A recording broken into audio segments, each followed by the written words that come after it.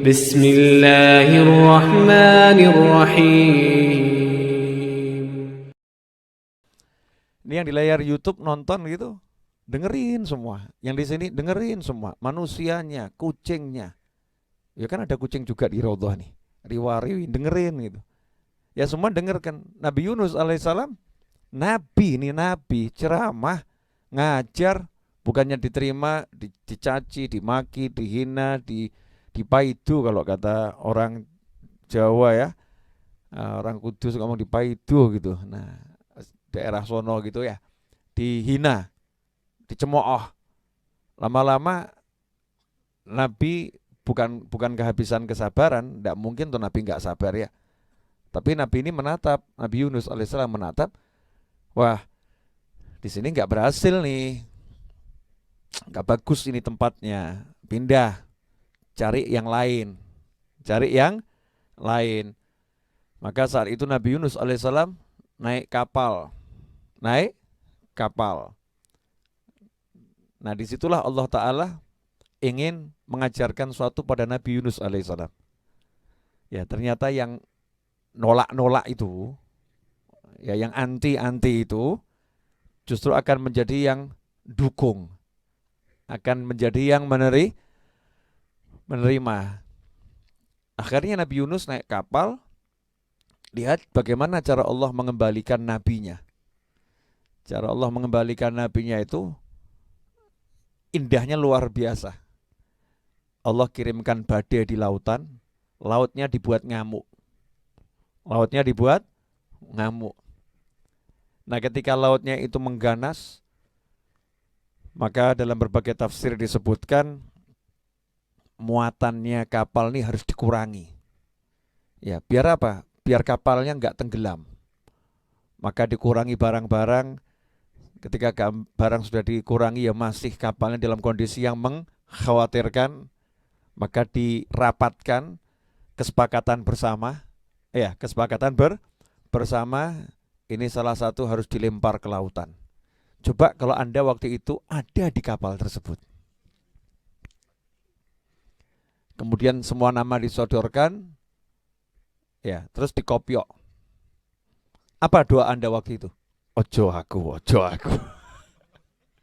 Betul kan? Ojo aku, jangan saya. Mudah-mudahan mungkin ngelirik sing rodok lemu Edwin. Ngelirik gitu, kalau itu kan ono kuru kan nggak mantep. Yang kurus dilemparkan mungkin kan kurang manfaat gitu. Awalnya gede lemu gitu ya.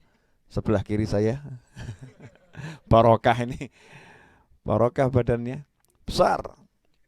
Kamu jangan mencemooh badan manusia loh ya. Ini bukan dalam rangka mencemooh, tapi menunjukkan ada badan besar, ada badan kecil. Ada yang kondisinya sekarang besar nanti jadi kecil, yang sekarang kecil nanti jadi besar. Hati-hati kamu. Saya ngomong begini bukan niat untuk menghina atau merendahkan. Tapi dalam kondisi seperti itu kan orang mungkin ngelirik-lirik cari yang badannya gede, mungkin beralasan saya kurus, dilempar ya nggak ngaruh, dia saja, kan gitu. Mungkin kalau kita begitu, Kenapa saya ceritakan semua ini?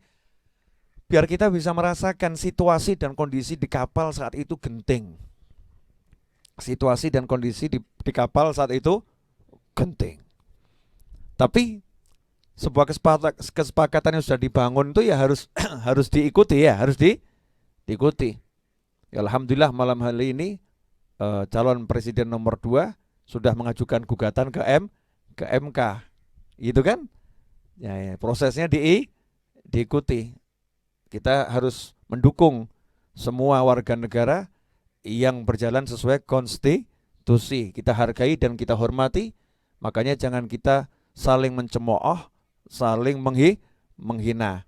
Pokoknya yang ngaku muridnya Habib Novel tidak boleh mencemooh tim 01, tidak boleh mencemooh tim 02. Dua-dua adalah anak-anak bangsa. Itu yang harus kita bangun ya sebagai generasi muda.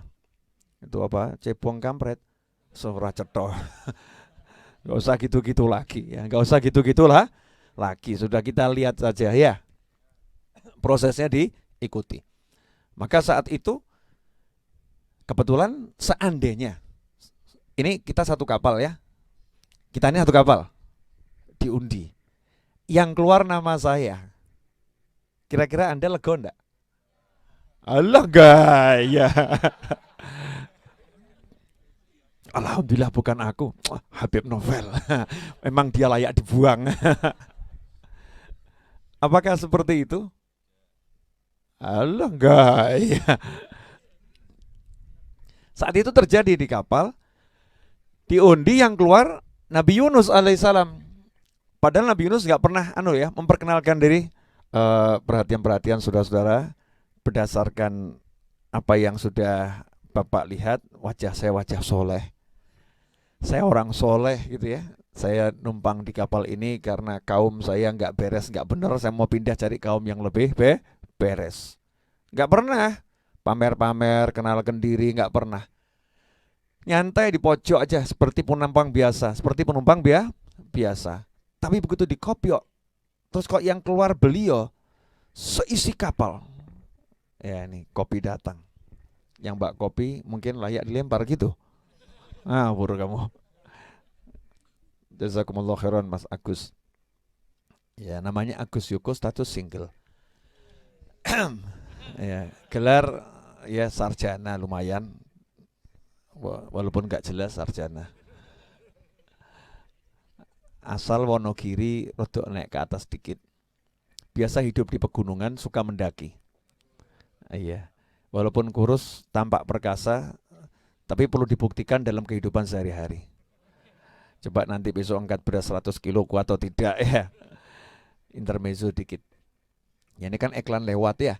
Kopi datang. Nah, subhanallah. Muncul nama Nabi Yunus alaihissalam. Ya mungkin dulu entah belum pakai nama ya.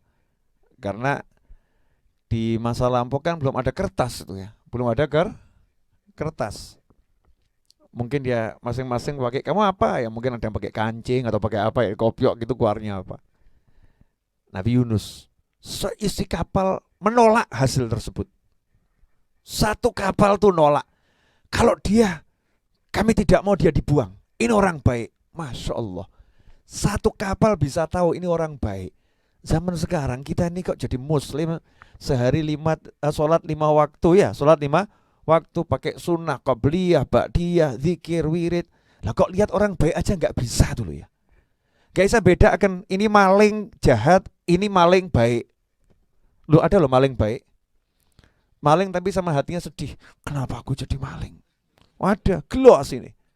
Ada maling yang betul-betul jahatnya luar biasa. Gak bisa bedakan. Oh ini orang baik, ini orang gak baik. Berarti yang jelek siapa? Ya kita.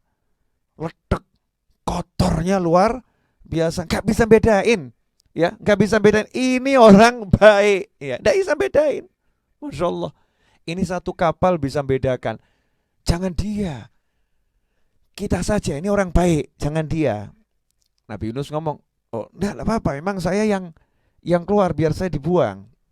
Semua sepakat, enggak jangan. Yuk ulangi, undiannya diulangi. Masya Allah. Ini berarti yang satu kapal itu orang baik atau orang buruk? Orang baik. Di situ ada pelajaran. Satu kapal orang baik pun bisa terkena badai. Paham? Jadi kadang orang-orang baik itu dikasih badai oleh Allah Ta'ala bukan karena gak baik. Karena Allah ingin menjalankan rencananya. Karena Allah punya skenario takdir ilahi yang penuh dengan kebaikan. Ya, yang penuh dengan kebaikan. Ini orang baik semua. Ya, satu kapal ini isi orang baik semua. Gak ada orang jahatnya, orang baik. Tapi kenapa kapal ini kena badai di tengah samudera? Jawabannya, Allah punya rencana tersendiri. Bukan untuk keburukan, tapi untuk sesuatu yang lebih baik. Nah ini kalimat-kalimat saya ini sebetulnya penuh pelajaran. Kalau Anda bisa memetik pelajaran darinya, masing-masing akan dapat sesuai isi hati dan kepala masing-masing. Ya, sesuai isi hati dan kepala masing-masing. Subhanallah. Diundi lagi. Nabi Yunus lagi. Nabi Yunus siap. Yang lain gak mau. Yang ketiga kali diundi lagi. Yang keluar Nabi Yunus. Akhirnya Nabi Yunus ngomong, udah enggak, ini sampai berapa kali ya tetap memang saya harus dibuang, harus dilemparkan. Jadi mereka semua itu melemparkan Nabi Yusuf dengan gelo, dengan sedih. Ya, dengan sedih. Bukan seperti kita, yes, alhamdulillah selamat. Terus gak apa-apa, merem-merem, buang gitu. Mungkin kalau kita seperti itu, ini enggak. Lemparkan, buang. Tapi dengan berat hati. Satu nyawa orang soleh itu sangat berarti buat orang-orang yang soleh. Bahkan satu nyawa makhluk Allah, entah itu semut, buat orang soleh itu sangat berarti. Satu nyawa itu buat orang-orang yang soleh nilainya luar biasa. Karena nyawa itu yang ngasih Allah. Wa nafakhna fihi min ruhina. Ya, yang ngasih Allah subhanahu wa ta'ala. Makanya orang-orang yang mengambil nyawa orang lain dalam Islam, hukumannya nyawanya diambil. Kenapa setegas itu? Ini yang bisa menentukan hakim ya, saat proses persidangan dan sebagainya. Kenapa seperti itu? Agar orang tidak mudah mengambil nyawa orang lain. Biar hati-hati. Maka dibuang ke laut. Tapi lihat nih, ini ya, orang baik dibuang. Orang baik dibuang. Tetap enak. Dari dalam laut. Mangap. Coba kalau itu Anda. Belum jatuh ke laut, udah kelihatan ikan gede mangap, untungnya gede-gede. Wah, apalagi nih. Ya, the next musibah gitu ya. Terus dibuang gak penak, jegur jek iso ngelangi. Kalau saya tercebur mungkin bisa enggak berenang. Ini ada ikan lapar gede, buka mulut pula giginya tajam-tajam. Kita harus membayangkan semua ini ya. Nah, kamu jangan melihat itu musibah gitu. Kadang suatu yang tampaknya gak enak, ya itu justru yang menyelamatkan dirimu. Kadang yang gak enak, itu yang nyelamatin kamu. Jalannya Allah untuk bawa kamu ke suatu tempat, ya, suatu keadaan yang akan menguntungkan dan membuat kamu jadi menang di sisi Allah Subhanahu wa taala. Ya subhanallah, mangap, coplok. Terus gimana? Ya namanya ikan paus gede raksasa, bukan paus yang kecil-kecil. Yang gede dibawa masuk ke dalam laut. Nah, itulah bedanya Nabi sama bukan Nabi, orang soleh sama bukan orang soleh. Kenapa? Tenang. Dalam perut ikan paus, perut itu menjadi ruang kholwat. Sunyi, sepi, sendiri. Dan di situ menjadi dalil yang kuat dalam Al-Quran, bahwasanya berzikir dalam sepi, berzikir dalam ruang yang tertutup, berzikir dalam gelap, mencari damai bersama ilahi, itu adalah sesuatu yang indahnya luar biasa. Jadi kalau ada orang nanya sama kamu, kenapa kamu berzikir di ruangan tertutup? Kenapa kamu berzikir dalam keadaan gelap? Kenapa kamu berzikir sendiri? Dalilnya mana? Orang itu suruh baca Al-Quran. Ya, dalilnya mana? Ngajiyo sih mas, ngajiyo, selesai. Gak usah kamu layani. Paham tuh? Nah, dalilnya jelas. Nabi Yunus alaihissalam. Baru tahu kan? Iya, saya juga baru dapat. Ini dalil baru nih yang ya saya juga baru dapat. Betul kan? Ya, barang baru kan rasanya beda. Betul ya? Kalau baru tuh rasanya beda. Nah, ini dibawa oleh ikan paus masuk ke dasar samudra. Bayangkan kalau itu Anda, panik enggak?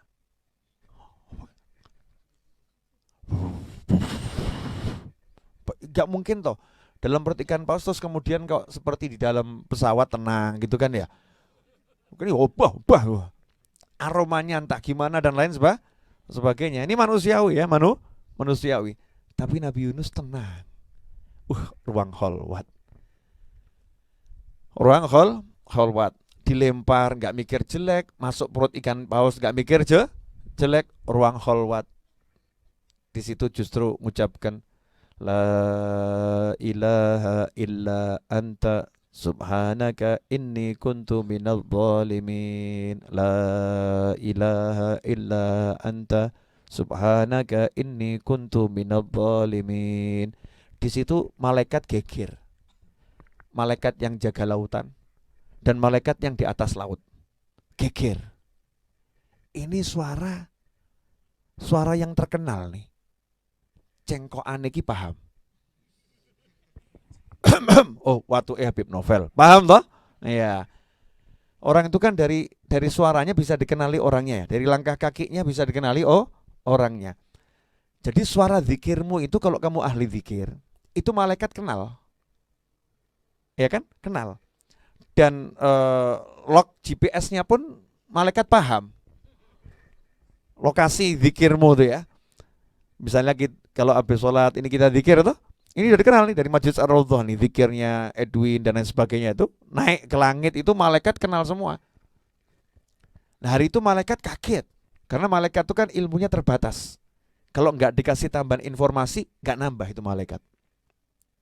Itu rahasia dari pengakuan malaikat, subhanaka la ilma lana illa ma 'allamtana innaka antal alimul hakim. Jadi malaikat itu ilmunya kalau nggak ditambahin nggak nambah. Malaikat sujud tuh ya ilmunya sujud gitu. Malaikat ruku ilmunya ruku. Nah, malaikat pada nanya, ya Allah, dalam berbagai hadis kan disebutkan tuh, ya Allah, ini suara hambamu yang kami kenal. Ini suaranya dikenal, cuman kok lokasinya gak dikenal. Lo bayangkan tuh ya, biasanya kan di kampungnya Nabi Yunus ya, dikenal nih suara zikirnya. Nah tiba-tiba di dasar laut dan pindah-pindah. Pindah-pindah lokasinya tuh ya. Jadi lokasi keberadaan Nabi Yunus dideteksi malaikat, kok pindah gitu. Ya kok pindah. Disitulah kemudian karena zikirnya itu Allah Ta'ala mengeluarkan Nabi Yunus alaihissalam dari perut ikan paus, ya dikembalikan ke daratan. Dikembalikan ke daratan. Singkat cerita, kemudian dakwah lagi, yang nentang tuh umatnya jadi kembali, bukan nentang tapi dukung menjadi pembela. Ini pelajaran yang sangat berharga. Ya, sangat berharga. Apa itu diantaranya? Diantaranya adalah berdasarkan kisah ini, Nabi Yunus alaihissalam itu sebelum masuk perut ikan paus, beliau itu memang ahli zikir. Ahli zikir. Falaula annahum minal musabbihin, kalau seandainya dia bukan ahli tasbih, ahli zikir, tentu dia akan tinggal dalam perut ikan itu sampai hari kebangkitan. Ya, kan seperti itu ayatnya, terjemahannya. Ya, sampai hari kebangkitan. Saya tuh kalau baca Al-Quran takut keliru, takut salah, karena saya bukan ahli Quran. Nah, di sini ada pelajaran. Orang yang ahli zikir, ahli wirid, orang yang baik, kalau dia mengalami masalah, dalam masalahnya dia tetap berzikir, pertolongan Allah nggak lama. Cepat.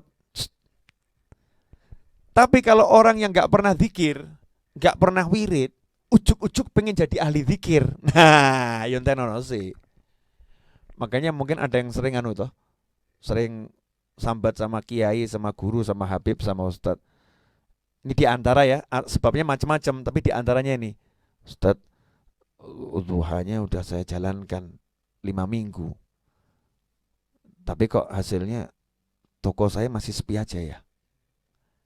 Ustadznya jawab, lah kamu anak baru.